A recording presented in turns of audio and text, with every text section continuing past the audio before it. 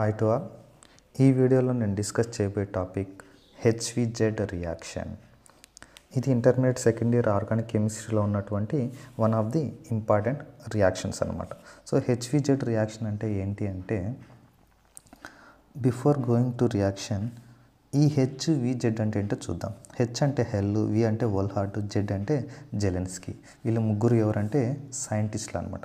3 scientists కలిపి ఈ రియాక్షన్ను synthesise చేశారు కాబట్టి, ఈ రియాక్షన్ ప్రిపేర్ చేశారు కాబట్టి, ఈ రియాక్షన్కి వాళ్ళ పేర్ల మీదుగా హెచ్విజెడ్ రియాక్షన్ వచ్చింది. సో ఇదొక name reaction or named reaction అనమాట.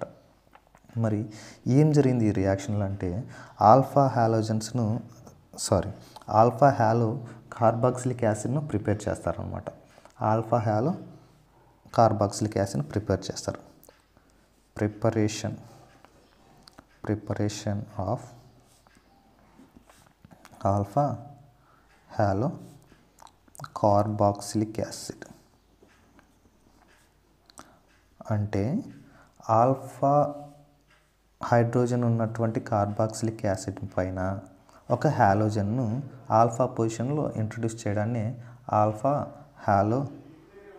హ్యాలోజినేషన్ అంటాము. ఆ కాంపౌండ్ను ఆల్ఫా హ్యాలో కార్బాక్సిలిక్ యాసిడ్ అంటాము. అంటే ఈ alpha halo carboxylic acid prepare కావాలి అంటే అక్కడ ఒక ఆల్ఫా కార్బన్ ఉండాలి. ఆ ఆల్ఫా కార్బన్లో కూడా ఆల్ఫా హైడ్రోజన్ ఉంటే ఆ హైడ్రోజన్ రీప్లేస్ చేసి ఈ హ్యాలోజన్ను ఇంట్రడ్యూస్ చేయొచ్చు అనమాట, సబ్స్టిట్యూట్ చేయొచ్చు అనమాట. మరి మనం ఎందుకు ఈ ఆల్ఫా హ్యాలో కార్బాక్సిలిక్ యాసిడ్ని ప్రిపేర్ చేసుకోవాలి, వీటి యూజ్ ఏంటి అని మనం చూస్తే, వీటి యూజెస్ మనకు వచ్చేసి డ్రగ్స్ ప్రిపరేషన్లో మనం దీన్ని యూజ్ చేస్తాం. ఆల్ఫా హ్యాలో కార్బాక్సిలిక్ యాసిడ్ను డ్రగ్స్ ప్రిపరేషన్లో యూజ్ చేస్తాము, పాలిమర్స్ ప్రిపరేషన్స్లో యూజ్ చేస్తాము, అండ్ ఆగ్రోకెమికల్ ప్రిపరేషన్లో కూడా యూజ్ చేస్తామన్నమాట.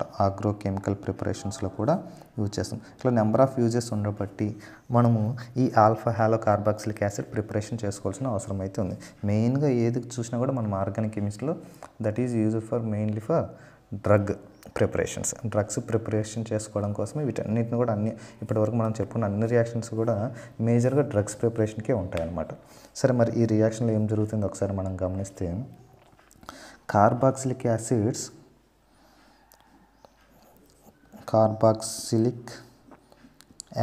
Compounds which are having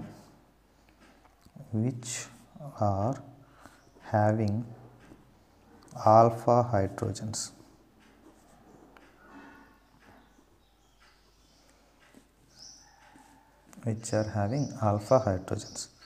so alpha hydrogens ఉన్నటువంటి carboxylic acids కాంపౌండ్లలో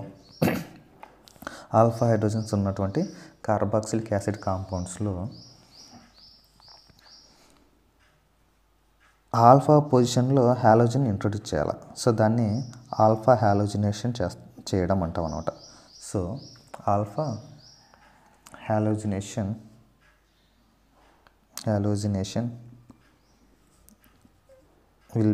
is taking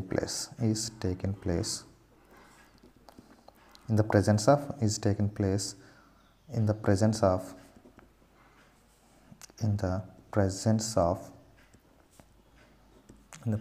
of red phosphorus.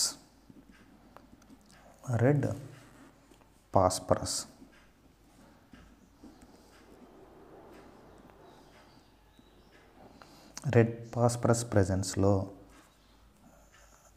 మనము ఆల్ఫా హ్యాలోజినేషన్ చేస్తామన్నమాట. ఇలా చేయడం వల్ల మనకి ఏం ఫామ్ అవుతాయంటే to form alpha halo carboxylic acids.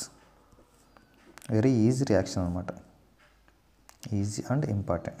To form alpha halo carboxylic acid అంటే ఆల్ఫా హైడ్రోజన్ ఉన్నటువంటి కార్బాక్సిలిక్ యాసిడ్లో ఒక హైడ్రోజన్ను హ్యాలోజన్తో రీప్లేస్ చేయడాన్ని ఆల్ఫా హ్యాలోజినేషన్ అంటాము. ఆ కాంపౌండ్ని ఆల్ఫా హ్యాలో కార్బాక్సిలిక్ యాసిడ్ అంటాం. ఒక ఎగ్జాంపుల్ చూస్తే, ఒక రియాక్షన్ చూస్తే మీకు ఈజీగా అర్థమైపోతుంది అనమాట.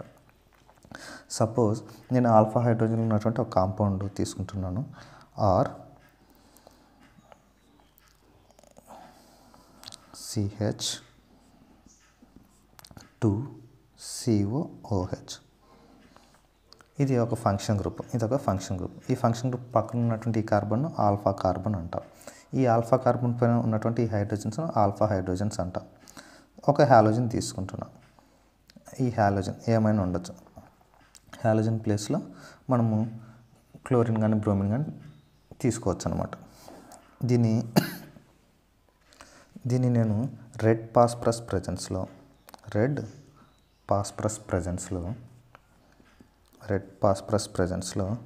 లైట్గా వాటర్ రెడ్ ఫాస్ఫరస్ ప్రెజెన్స్లో రియాక్ట్ చేస్తుంటే ఇక్కడ ఉన్నటువంటి 2 హ్యాలోజన్లో ఒక హ్యాలోజను ఈ ఆల్ఫా హైడ్రోజన్ రీప్లేస్ చేస్తుంది. ఆర్ సి హెచ్ బదులు హ్యాలోజన్ వస్తుంది అనమాట. Halogen H COOH. అంటే ఏం జరిగింది, ఈ ఆల్ఫా పొజిషన్ మీద హ్యాలోజన్ వచ్చింది. సో ఇది కార్బాక్సిలిక్ యాసిడ్ గ్రూప్. అంటే ఓవరాల్గా ఈ compound alpha halo carboxylic acid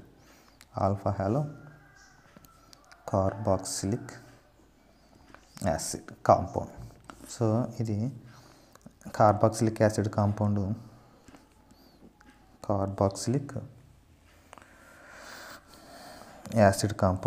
ఇది హ్యాలోజన్.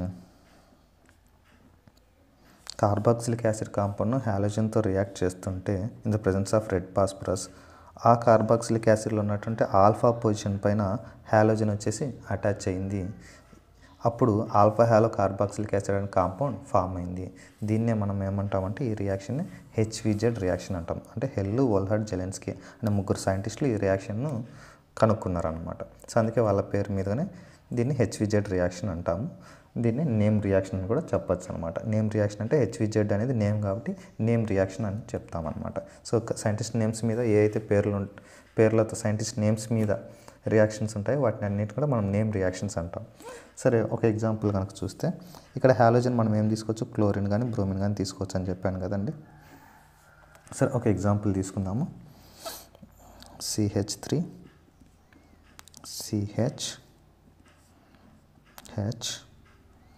COOH. సో ఇది మిథిల్ ప్రొపనోయిక్ యాసిడ్. ఇది ప్రొపనోయిక్ యాసిడ్ నేను తీసుకుంటున్నాను. Propanoic acid. సో ఇది ఫంక్షన్ గ్రూప్, దాని పక్కన ఉన్నటువంటి కార్బన్ ఆల్ఫా, ఇది బీటా అవుతుంది. సో ఈ ఆల్ఫా కార్బన్ పైన హైడ్రోజన్ ఉన్నాయి.